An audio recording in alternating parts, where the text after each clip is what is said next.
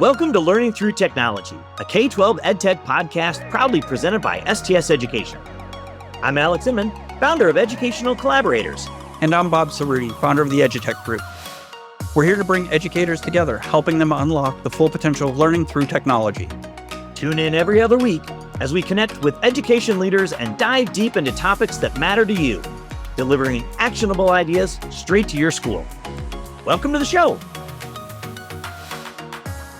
Alex, are we doing this episode just so I can see that on you? What are we doing here? My Super Santa Mario themed Christmas sweater? Did you not get the note that nobody's going to see this until January? You're wearing this for Sophia and I. Yeah, that's okay. Any day is a good day for a Christmas sweater. I admire your courage to put yourself out there for just the two of us, not for me. Well, I put it on today because we're doing a sort of retro episode, right? We're going to go through various snippets of old episodes, which just reminds me of growing up and watching Different Strokes or Facts of Life. Their Christmas episodes were always flashback episodes, probably because they were all too busy in the holidays, which is exactly what is happening here. We're all too busy wrapping up the year. So we thought, let's do a podcast episode where we just play old episodes rather than watch, get a separate guest and have to do our research. And we do a whole lot of research anyways, but get a whole separate guest and do a whole episode. So I don't know. So it spoke to me this morning. I see the way. Oh, it says something to me too. I see the way we're going here is I'll have to be the serious one because nobody's going to take you seriously in that thing. That's a stretch. But the serious part is they're not old episodes. They're as valuable and current as ever. Now, these are the things that we think were the best of what we heard from our guests this year. And we think they're as timely as ever now. So that's why we're sharing them with our audience. That and Alex had a Christmas break to take and his sweater. All right. So let's get into the first snippet. So it's Mary Beth Hertz, who was either our first or one of our very, very first episodes. And Mary Beth came and talked to us about AI. And it was, there's a lot of podcast episodes out there on AI, but I think this snippet really does a great job of kind of helping to contextualize the power of AI, not just as sort of a tool to generate stuff, but really be a thought partner to really go back and forth, just like Bob, you and I do when we're talking about ideas for our companies, et cetera. That banter is so much more valuable. And she talks about using AI as that thought partner. I won't deny that AI is much more valuable than you are when bantering about our various businesses or how we're going to tackle educational problem in our schools. But I won't disagree with you on any of it. It was one of our first episodes, and I had thought of myself as an AI user prior to that. Now, this was a year ago or more, and I think I speak for Sophia and yourself too. That episode really made us think about the possibilities of no longer using it to, I need a recap of meeting minutes. We thought about it as suddenly a thought partner, something that can enhance the way we think, good or bad, I guess, but enhance the way we think and refine our thought process to deliver a message more clearly and typically more concisely. The most important thing is for teachers to see the value in it, but also understand that it's more than just generating a 5-paragraph essay, right? The idea of it, leveraging it as a thought partner and leveraging it to have conversations and to probe it, right? To give you more or to refine or to do those kinds of things. Because until teachers really understand that aspect of it, there's no way that we're going to know how to guide students through that use of it, which is the way we want students to use. There's a lot of potential for these tools to, especially when we talk about inquiry, right? I work at an inquiry-based school. How better could you get at teaching kids how to ask good questions, right? Or learning how to ask follow-up questions. What kind of questions do I ask to get the right kind of feedback that I'm looking for, or those kinds of things? Alex, when we talked to Susan Bearden, what struck me, or something that stayed with me, is I always like a good analogy. We always try to talk to our tech people about talking to people in terms they understand. No DHCP, no TCP/IP. We want to talk about things they understand. And her analogy of Tinker Toys, Lincoln Logs, and Legos, all things that I loved back in your 80s, but that really made it I could explain this to my parents, is the interoperability of databases and why it's a problem. It's huge. I have always loved putting various data sets together when I was a tech director, and still do here in my work with educational collaborators and Pacific OneSource. But I've never been able to describe it, the nature of the problem, quite so succinctly as playing with those toys. This one's great. So you have these three sets of systems, and all of these systems are used to build things, and they all are designed to work with each other. So Legos are designed to work with Legos. Lincoln Logs work with Lincoln Logs, and Tinker Toys work with Tinker Toys. That's the way, if you imagine it, the way data is stored. Data is stored in systems that are often proprietary, just like Legos, Lincoln Logs, and Tinker Toys. Now, if say that you want to combine Legos with Lincoln Logs, it would be difficult to do because they weren't designed to work together. If you had a 3D printer, you could probably design some connectors and figure out how to make it work, but it wouldn't be very elegant. It would be expensive. It would require specialized expertise, and it wouldn't be scalable. And another great analogy Lane Young gives us when talking about cybersecurity. And he uses the analogy of like Swiss cheese, because the reality is any layer or strategy that you have, it's going to have holes in it. But when you layer and put all those pieces together, what you get is ultimately what is a pretty solid block of security. Or, says the guy from Wisconsin, just excellent, excellent cheese. Wow. Worse than the sweater. Is that a easy reply? Anyway, I digress. Making fun of you, Alex, it just gets too easy. I will say this about Lane's metaphor and the idea of implementation is the more layers, the better your security is. And it was one of the things that we stressed in our cybersecurity month was cybersecurity isn't a technology problem. Cybersecurity isn't fixed with one thing. Cybersecurity isn't a single solution. And I think Lane's discussion there is what lays it out for us easily to understand. Yeah. And though we're showing the snippet from the cybersecurity episode, that philosophy was so strong and resonated so well with us, and I think our audience, that we brought him back to even talk about physical security in another episode. And the same approach. Yep, indeed. We use the Swiss cheese as a metaphor that you're going to have holes in any given layer of your approach, right? So if you think of Swiss cheese, there's obviously holes in there. And so what you're trying to do though is put together a block so that no hole goes all the way through there. If we're trying to do multiple complementary layers so that even if something gets through one particular hole, we have a way of finding it. So in cybersecurity, that might mean that we are doing proactive monitoring of our network activity, for instance. So we are allowing our teachers to have local admin rights, but then we have some ability to flag things that might be suspicious at the network level to say, hey, they've installed something that maybe they shouldn't have. We need those overlapping pieces because there isn't one answer.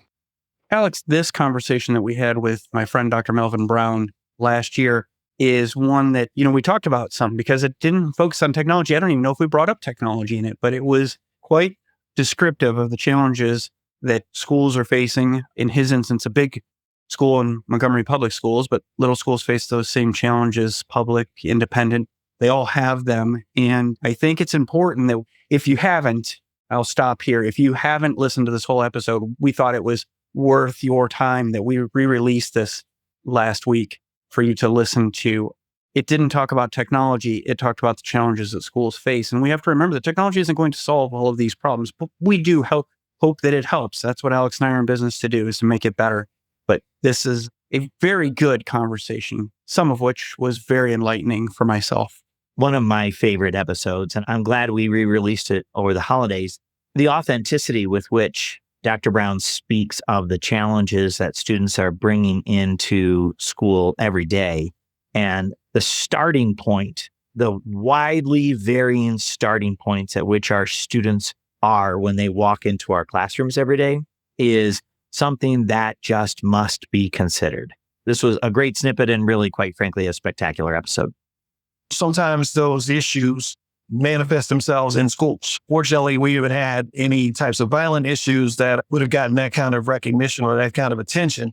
We've been very fortunate in that regard, and we have a lot of safeguards to prevent ourselves from being in that predicament. But still, those issues, that trauma, those experiences still come to our front doors, and they show up every day in classrooms. You want to be able to work with kids to get them to achieve, to get them to aspire to new and different things, but they're bringing all these things to the classroom. We can't ignore those things. We have to be able to support them in that regard so they can be successful.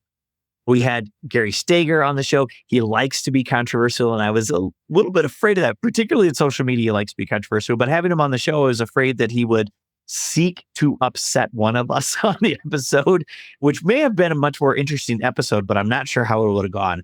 But Gary is, and I think this is why he likes to create controversy, is he loves the dialogue. He loves that back and forth that comes in it. And as I was thinking of this snippet where he talks about how computers are supposed to work for us, it really made me think about what we were saying about Mary Beth earlier in this very episode and how AI can be a thought partner for us. And I think that's more in line with what Gary wants technology to be for people, but he was ready to embrace how technology could do that literally 2 to 3 decades before ChatGPT. I'm going to let your thoughts stand alone and say that the conversation with Gary made me think of our conversation with Melvin Brown. So I'm going to call back to a different one in that it's just funny. This morning, I was listening to a podcast between somebody very much on the left and somebody very much on the right. And it was a debate. And man, was it enlightening to hear both sides, regardless of which you're on. And it was, don't think political debate. Don't think name calling. These were two gentlemen. It was two gentlemen in this instance, but doesn't need to be gentlemen, who were understanding of the other's point of view. Completely disagreed.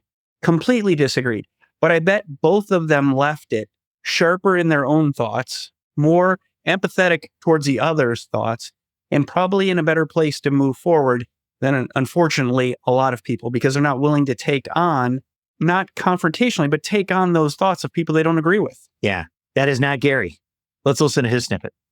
There's a tipping point at which computers start working for you. Right? That a lot of what we have kids do with computers in schools, even in the best logo cases, constructivist cases of you have some idea, you communicate it to the computer. If it does it correctly, then it reinforces your own thinking. If it does it incorrectly, you have to check your thinking and engage into debugging and different strategy formation. But you're always thinking for the computer in that scenario. There's a tipping point where the computer starts working for you. And that's like the macro purpose of computers, is they should do work for us. And very few kids get to that tipping point. And I think that's something that we should be a lot more attentive to as a goal.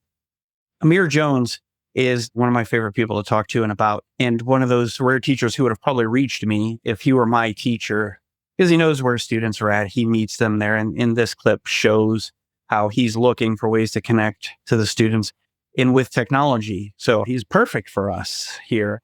And he got to start. He worked for me as an intern a long time ago, which makes us both old, I think. Well, and I just lived vicariously through his whole episode. You know, I studied broadcasting, and all of that digital communication is how I got into technology in the first place. And so to kind of relive my days as an early teacher teaching broadcasting as the way he teaches with the music. Oh man, this episode definitely filled my cup. Yeah, Amir is the second generation Alex. He should be so successful in life as whatever that is you're wearing in that sweatshirt. In my music technology class, we learn a broad range of things. So it's from operating professional sound systems, from wiring. We started the basics, table management, how to properly wrap a table. They learn how to operate soundboards. They learn about speakers, amplification. And then we get into some networking because everything's gone so digital now. They've learned AV over IP and all sorts of things. We even learn how to do some light tech support. We'll tear down and build some computers here and there at the very end of the project, but they learn how to build a studio build. So a lot of really useful skills I think serve them well outside the classroom. Well, Bob, we are coming to the end, and we end our typical episodes with who's your favorite teacher? And I think one of my favorite teacher conversations that we had was with the Esports students at Nampa High School in Idaho. And the reason this one is so powerful is that not only does it show the power of the teacher, which we're usually seeking, but also the power of esports, right? These are 3 kids, only one of them really entertained going to college. And esports helped them think about their gaming life through an entirely different lens, which opened up worlds of possibilities for these kids. I think that it's appropriate for us to end this with students, because that's where we're starting, right? That's why we're here, is for students. I think the esports really did make a difference for them in how they thought about their lives and what they could do. But it was interesting to me that each of the students, including one who thought he didn't have a favorite teacher until he had to pick one and started talking and went on and on about how that teacher helped. It's like, that's my point. When we ask that question, that's my point, is when you think about it, there is somebody there who made a difference for you, who gave you confidence or gave you a better way of doing things, or just listened to you when, let's face it, being a teenager sucks. It's terrible. I have no desire to go back to it. So you never know where that difference is being made for a student. I've never had a favorite because I've never got really close and connected with teachers. But if I'm going off of who had the biggest impact, it'd probably be, it was a middle school teacher I had. His name was Mr. McCrae. And the reason I say that is because he made learning fun and showed me learning didn't have to be always boring. And that's when like kind of I got introduced to laptops. We were using the laptops to learn. And the way we learned was through Minecraft. Like you could do projects on Minecraft and stuff. And then just the way he went about any assignment, like he would have a way to make it fun. So I'd say like the reason I like him the most is because he made learning for me like not always boring. It doesn't always got to be boring. It can be fun and you can still learn. And that's why I like him the most. They say, hard to believe, another year passes. And when I was young, I was like, yeah, they go by. But as we flash back to our 80s themed, I have no idea. I just can't do it. Alex, you're killing me with that thing. But as we look back, they really do go faster. And we're quite grateful for the people who have taken the time to listen to our podcast and our ramblings and our great guests and you and I talking in between and over them. Mostly you.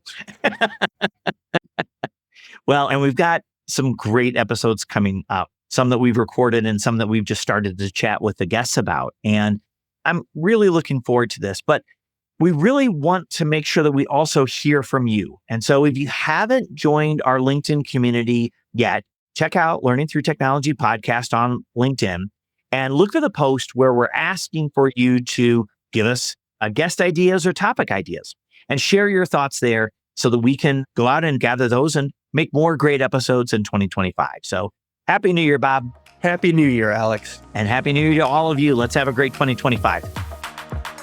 Learning Through Technology, a K-12 EdTech podcast, is brought to you by STS Education, a Pacific OneSource company. To learn more about how educators can leverage technology to drive successful educational outcomes, check us out at www.stsed.com.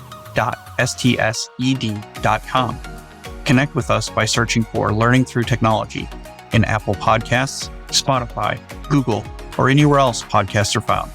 And click subscribe so you don't miss an episode. On behalf of the team at STS Education, thanks for joining us.